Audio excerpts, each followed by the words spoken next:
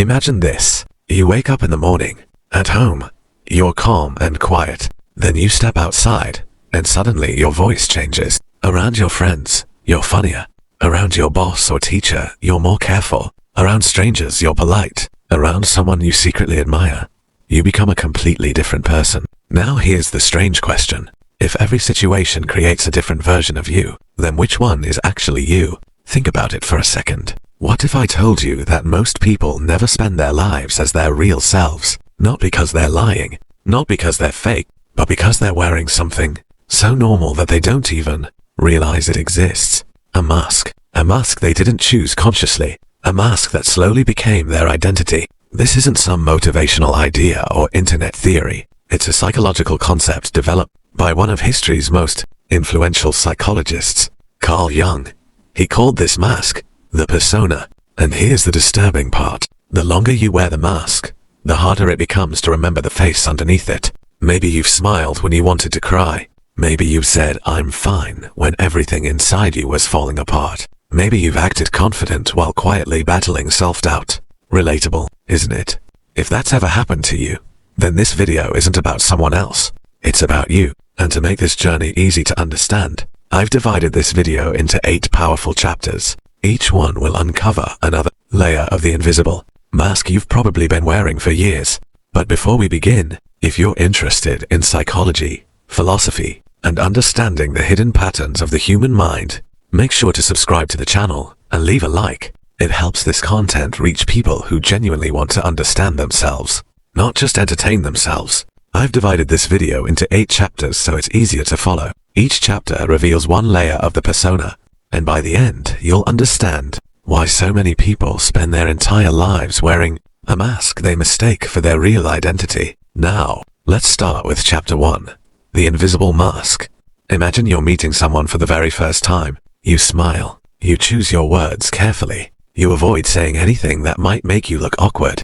Nothing unusual, right? Now imagine doing that every single day, with everyone, not just strangers, your friends, your family, your colleagues, even yourself. At some point, that carefully edited version of you stops being an act and starts becoming your identity. This is exactly what Carl Jung meant by the persona. The persona isn't your real personality. It isn't your soul. It isn't your true self. It's the version of yourself that you present to the world so you can be accepted, respected, or simply left alone. And here's the fascinating part. Everyone has one. You, me, every successful entrepreneur, every celebrity, every politician, every teacher, every confident-looking person you admire online. The difference isn't whether someone has a persona. The difference is whether they know they're wearing it.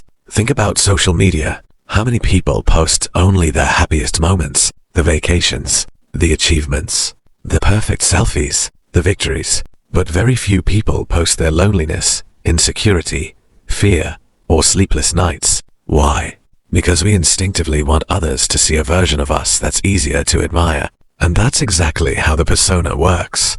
Not just online, but in everyday life. Now ask yourself something. Have you ever laughed at a joke you didn't find funny, just to fit in? Agreed with a group even though you secretly disagreed? Pretended to be confident because you didn't want anyone to notice your fear?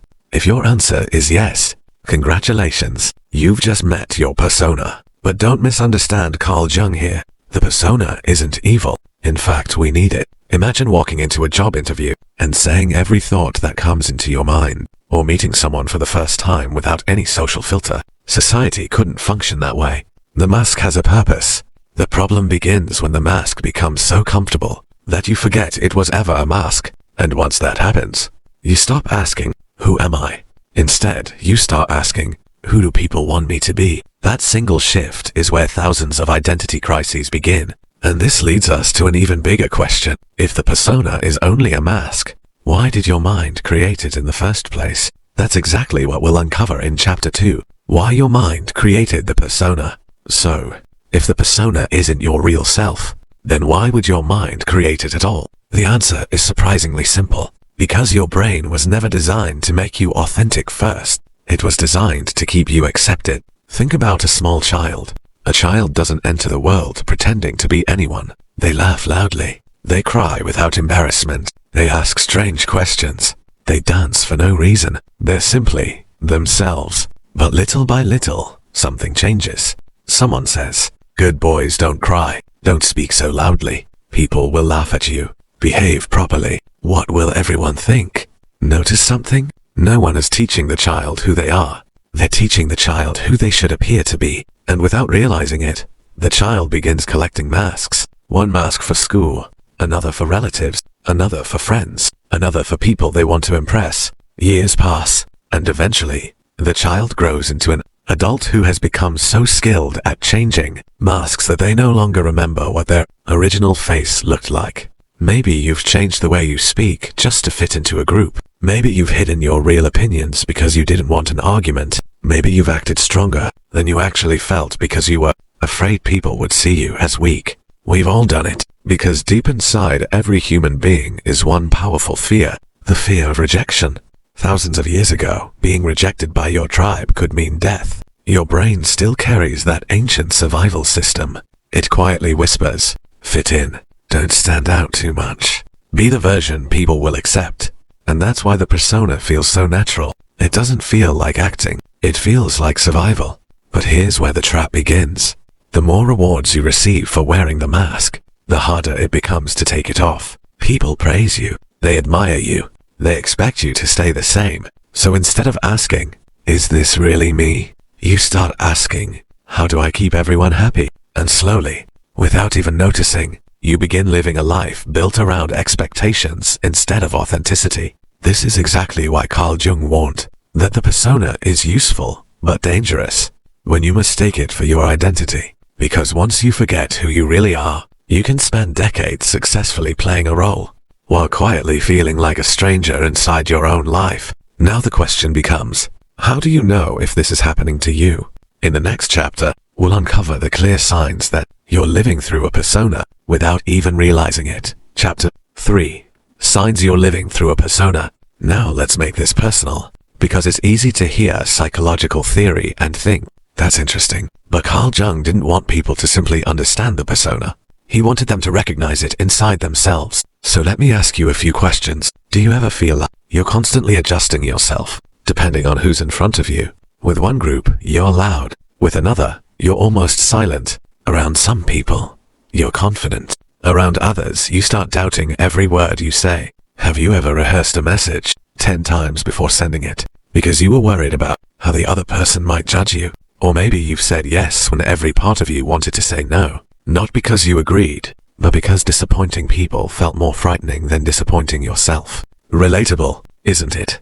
Here's another sign. When you're completely alone, no phone, no friends, no social media, no one watching, do you actually know who you are? Or do you feel strangely empty? Many people think loneliness is the problem. Sometimes it isn't. Sometimes the real problem is that silence removes the audience, and without an audience, the persona doesn't know who it's supposed to be. That's why some people constantly need validation. They keep checking notifications. They need compliments. They want approval, not because they're weak, but because their identity has become dependent on other people's reactions. And here's one of the biggest warning signs. You're exhausted. Not physically, emotionally, because pretending is expensive. Imagine being an actor who never leaves the stage. Every smile has to be convincing. Every conversation has to be carefully controlled. Every decision has to protect an image. Sooner or later, that becomes exhausting. The scary part is that many people don't even realize why they're tired. They think they need a vacation, a new job, a different city. But what they're actually tired of is performing. Carl Jung believed that when you spend too much time protecting the image you've created, you slowly lose contact with the person who created it. And that's a dangerous place to be, because once your entire identity depends on the mask, you begin hiding every emotion that doesn't fit that image. Your anger, your fear, your jealousy, your sadness. But hidden emotions don't disappear. They simply move somewhere else. And that somewhere else is one of Carl Jung's most famous ideas, the shadow. Let's see how the persona and the shadow are secretly connected in the next chapter. Before we move to the next chapter, if you've watched this video all the way to this point, you've already done something most people don't. Most people skip. Most people look for quick motivation. but very few are willing to sit with uncomfortable truths about themselves. That already puts you in a very small group. I'd say you're among the top 1% of viewers who choose self-awareness over entertainment, because understanding your own mind takes far more courage than judging someone else's. So if you're still here, I want you to stay till the very end. I promise the last chapters will completely change the way you see yourself.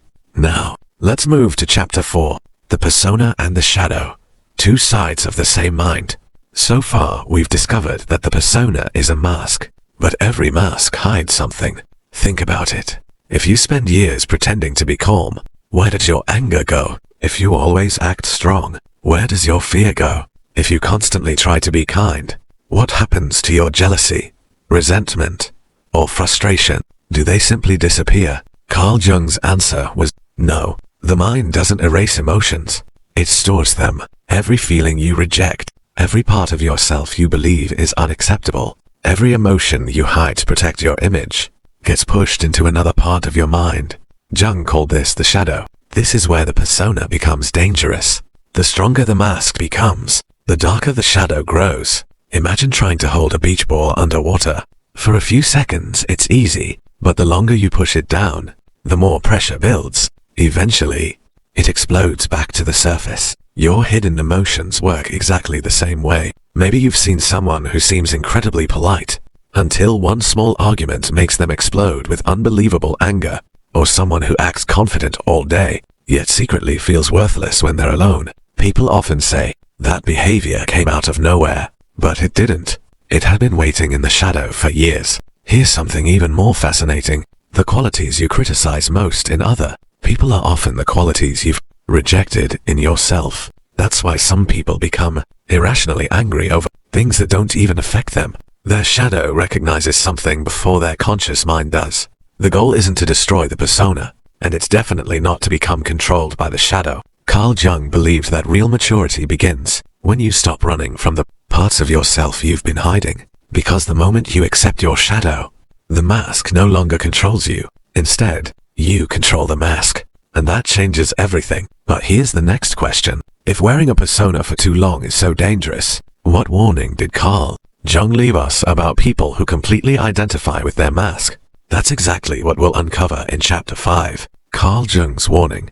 When the mask becomes you. Now we've reached the part that Carl Jung considered the real danger. Wearing a persona isn't the problem. Forgetting that you're wearing one is. Read that again in your mind, because this single mistake can quietly steal an entire lifetime. Imagine an actor who spends years playing the same character, day after day, year after year. Eventually, people stop calling him by his real name. They call him by the character's name. At first, he laughs, then he gets used to it, and one day, even he begins to wonder, who am I without this role? That's exactly what happens to millions of people, not on a movie set, but in real life. Some people become trapped in the image of being the strong one, so they never ask for help. Some become the funny one, so they hide every painful emotion behind jokes. Others become the successful one, so they work endlessly, terrified that one failure will destroy the identity they've spent years building. Here's something strange.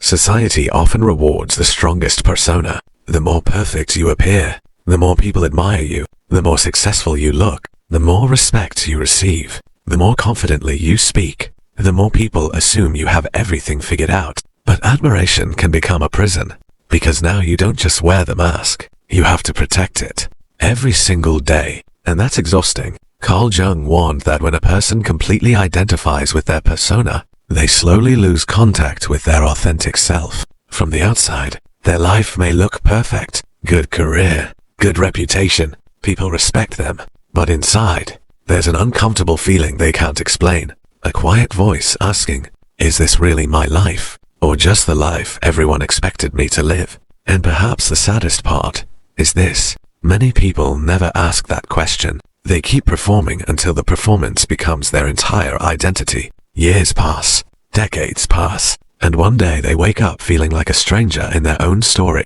But here's the good news. The fact that you're listening to this right now means you've already taken the first step most people never take. You're questioning the mask, and once you begin questioning it, it starts losing its power over you. Now the biggest question remains. If you've been wearing a persona for years, How do you begin finding the real person underneath it? That's what we'll explore in Chapter 6.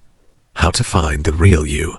Let me give you a challenge. Not tomorrow, not next week, right now. Imagine someone took away every label you've ever used to describe yourself. Your job, your grades, your money, your followers, your reputation, even your name.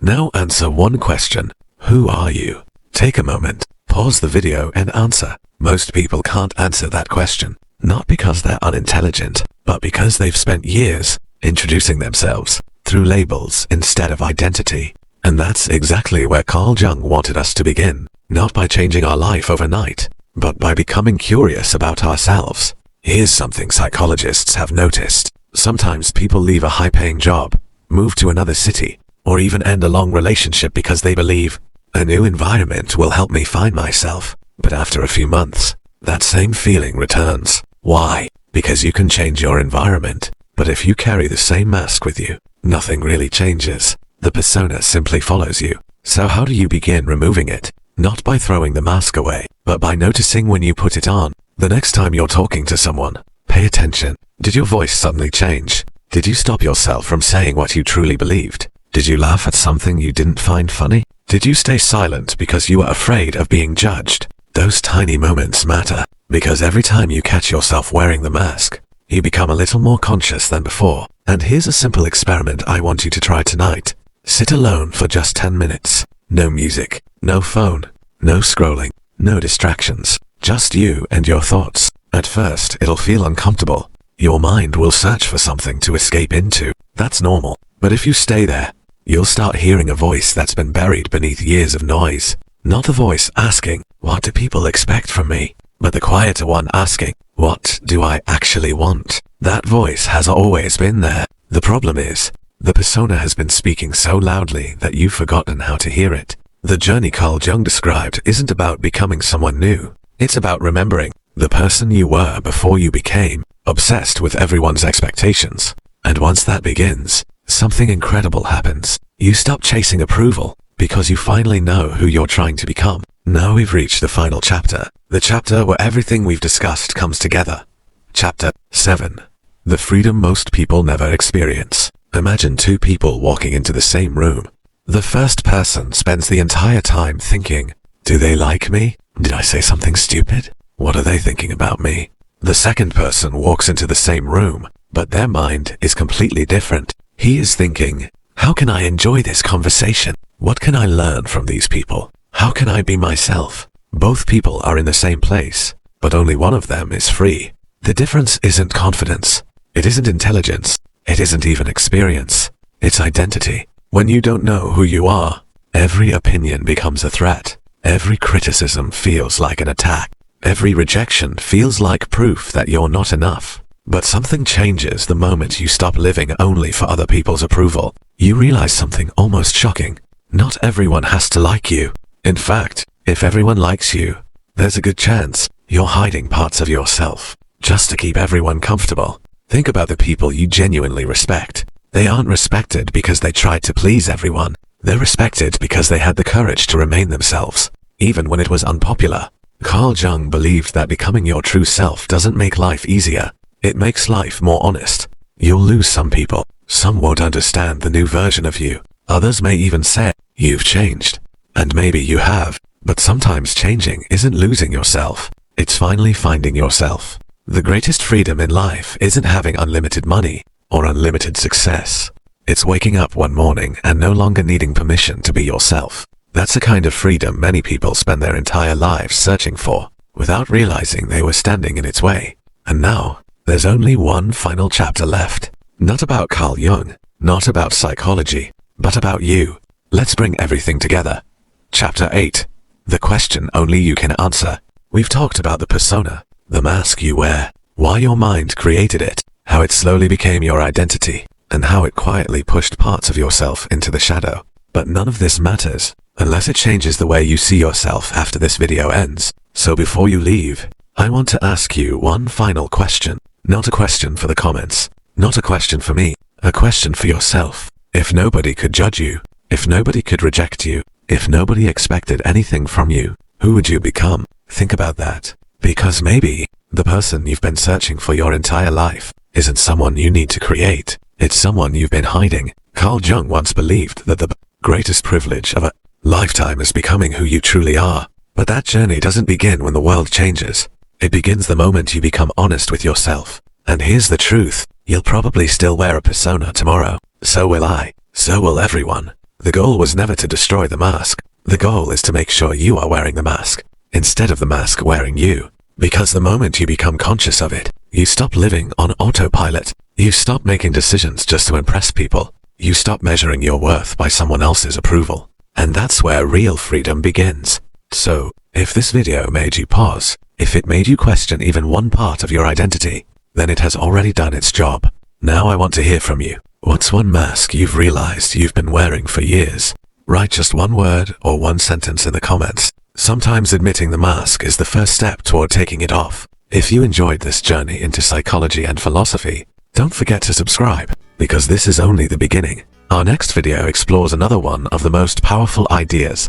Until then, keep questioning, keep observing, and most importantly, don't spend your whole life becoming the person everyone expects, while forgetting the person you already are. The first person spends the entire time thinking, do they like me? Did I say something stupid? What are they thinking about me? The second person walks into the same room, but their mind is completely different. He is thinking, how can I enjoy this conversation? What can I learn from these people? How can I be myself? Both people are in the same place, but only one of them is free. The difference isn't confidence. It isn't intelligence. It isn't even experience. It's identity. When you don't know who you are, every opinion becomes a threat. Every criticism feels like an attack. Every rejection feels like proof that you're not enough. But something changes the moment you stop living only for other people's approval. You realize something almost shocking. Not everyone has to like you. In fact, if everyone likes you, there's a good chance you're hiding parts of yourself just to keep everyone comfortable. Think about the people you genuinely respect. They aren't respected because they tried to please everyone. They're respected because they had the courage to remain themselves, even when it was unpopular. Carl Jung believed that becoming your true self doesn't make life easier. It makes life more honest. You'll lose some people. Some won't understand the new version of you. Others may even say, you've changed. And maybe you have. But sometimes changing isn't losing yourself. It's finally finding yourself. The greatest freedom in life isn't having unlimited money or unlimited success.